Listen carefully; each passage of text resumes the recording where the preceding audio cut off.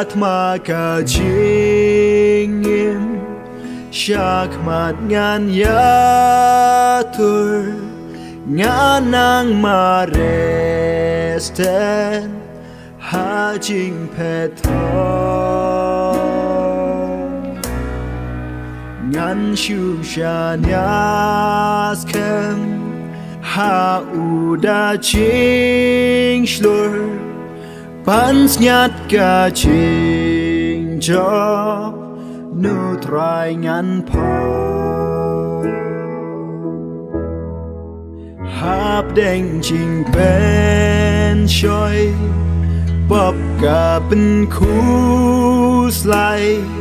Soi tan utap dung Lên ti jong Nga shu sha nyas kem Tang hala utrai Shen shen ka ching shai Nga shem hang ta Shen shen kan wai no Ga ching ya let ma Hang tangan sen shar Lembala utrai Junom hang ta Ha ching cha paro Sha prangan nang pet Ngan playu Jisu Gat bangale Nem sneer bat yap them Chu mai on pende Ngan playu Jisu Gat bangale Shen shen kan wai no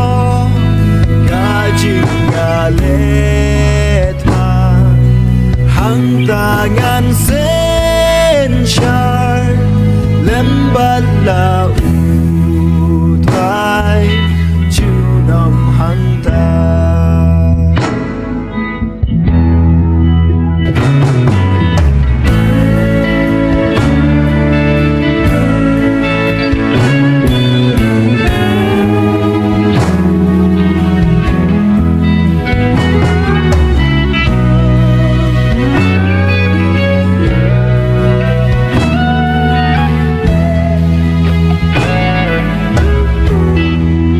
Para to pen kre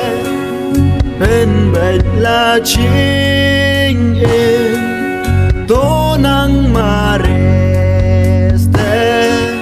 Ching pet ban jo Sharai batu ai